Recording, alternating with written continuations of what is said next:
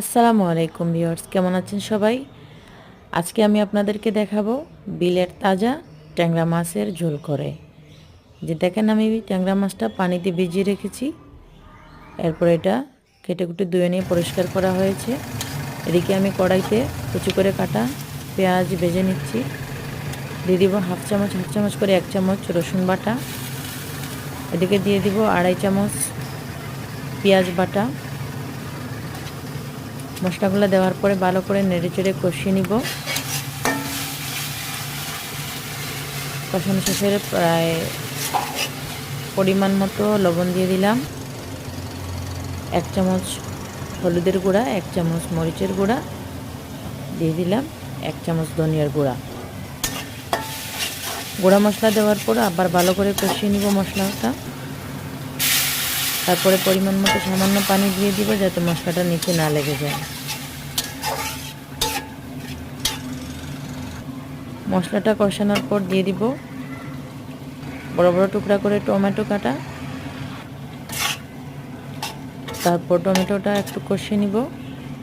সামান্য টমেটো কষানোর পরে দিয়ে দিব কেটে রাখা ট্যাংরা মাছ।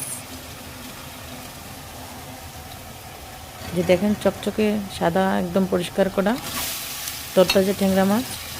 ট্যাংরা মাছ দেওয়ার পরে একটু নাড়াচাড়া করে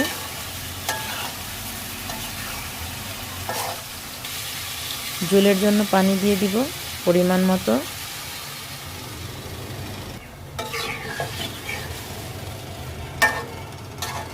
পরিমাণ মতো পানি দেওয়ার পরে দিয়ে দিব ফালি করে কাঁচামরিচ কাটা।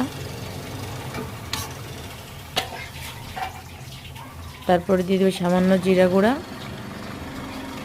এবার দিয়ে দিলাম সামান্য পাঁচফোড়নের গুঁড়া, একটা সুঘ্রাণ আসার জন্য। এরপর একটু নাড়াচাড়া করে একটা ঢাকনা দিয়ে ঢেকে দিব। ঢাকনা দিয়ে এবার ঢেকে দিলাম। 15 মিনিট লো আঁচে রান্না হবে মাছটা। এই যে আমার মাছ রান্না হয়ে গিয়েছে। এবার দিয়ে দিব কুচি করে ধনিয়া পাতা কাটা। ধনিয়া পাতা কাটাটা দেওয়ার মধ্যে দিয়ে আমার ট্যাংরা মাছের ঝোলটা রান্না হয়ে গেল। ধন্যবাদ সবাইকে। সাবস্ক্রাইব করে পাশে থাকবেন। আল্লাহ হাফিজ।